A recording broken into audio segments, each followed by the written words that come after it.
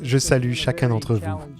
Cette semaine a été très difficile avec des épisodes de racisme et de préjugés, dus également au Covid-19 qui se sont produits partout dans le monde, des bouleversements économiques, du chômage et bien d'autres défis à travers la planète. Et dans tout cela, Dieu nous appelle à être ses mains et ses pieds pour apporter la guérison et l'espoir à ceux qui nous entourent. Michée, chapitre 6, verset 8 est l'un de mes versets préférés. Je le partage souvent avec de nombreux dirigeants mondiaux lors de nos réunions. C'est un verset puissant. Il est dit « On t'a fait connaître, ô homme, ce qui est bien, et ce que l'Éternel demande de toi, c'est que tu pratiques la justice, faire ce qui est juste. » Mais vous savez quoi? Nous ne faisons pas toujours ce qui est juste. Et ainsi, le Seigneur nous dit en second lieu d'aimer la miséricorde. Dieu fait preuve de miséricorde envers nous. Nous devons faire preuve de miséricorde envers les autres, les aider dans les moments difficiles, prendre soin d'eux et leur accorder une attention particulière. Et puis le texte continue en disant « Et que tu marches humblement avec ton Dieu ». Quelle occasion pour nous de partager le Christ et de le servir humblement, de reconnaître la valeur de chaque être humain, de reconnaître la valeur de la dignité humaine et de faire connaître le Christ aux gens en devenant ses mains et ses pieds, en montrant la guérison et l'espoir. L'espoir est si important et si nécessaire aujourd'hui, comme ces dernières semaines pendant toute la pandémie du coronavirus, ce Covid-19. La semaine dernière, nous nous sommes concentrés sur les psaumes et lors des 2 précédentes rencontres sur Matthieu 24, nous avons abordé des passages d'espoir et d'encouragement. Aujourd'hui, je voudrais me concentrer quelques instants sur Matthieu 24, sur la dernière partie, les versets 36 à 44. Il est dit, « Pour ce qui est du jour et de l'heure, personne ne le sait, ni les anges des cieux, ni le Fils, mais le Père seul. Seul le Père sait quand le Christ reviendra, mais nous savons que cela se produira bientôt. » Puis il parle du temps de Noé au verset 37 et au verset 28. Il dit qu'il en sera de même.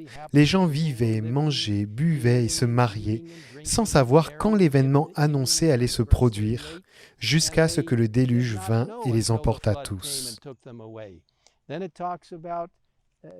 Ensuite, on parle de 2 hommes qui seront dans un champ, dont l'un sera pris et l'autre laissé, de 2 femmes qui moudront à la meule. L'une sera prise et l'autre laissée. Ce qui signifie que chacun de nous doit être prêt quand le Seigneur reviendra, parce que nous ne savons pas quand cela arrivera. Et ceux qui ne sont pas prêts demanderont aux montagnes et aux rochers, « Tombez sur nous pour mourir ». Mais ceux d'entre nous qui attendent avec impatience le retour du Christ, ceux qui ont pu partager l'espoir et la guérison avec d'autres, lèveront les yeux et verront le Seigneur venir et s'en réjouiront.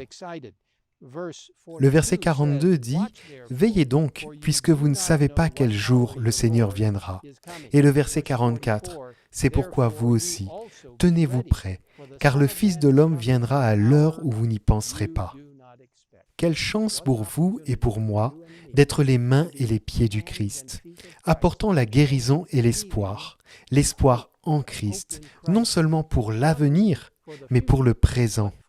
Permettez-moi de partager avec vous une belle citation de l'Esprit de prophétie, tirée du livre Événements des derniers jours, pages 200 et 201.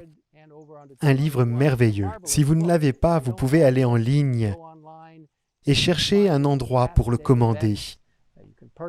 Une maison d'édition adventiste. Dans ce livre, nous trouvons un beau message. Le dernier message de pardon qui sera donné au monde, c'est la révélation de son caractère d'amour. Ses mains et ses pieds merveilleux de guérison et d'espoir, le Saint-Esprit agissant à travers nous. Les enfants de Dieu doivent manifester sa gloire.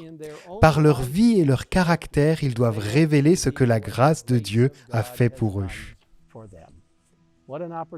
Quelle occasion en ces temps difficiles de montrer aux gens l'amour du Christ dans tout ce que nous faisons. Laissez-moi prier avec vous.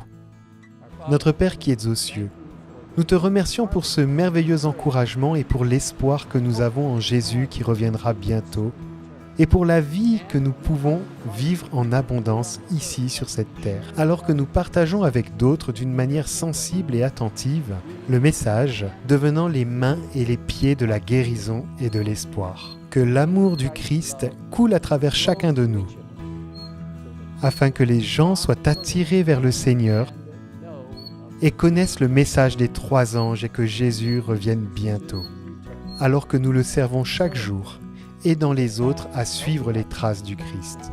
Nous te remercions de nous écouter. Au nom de Jésus-Christ. Amen. Jesus Christ. Amen.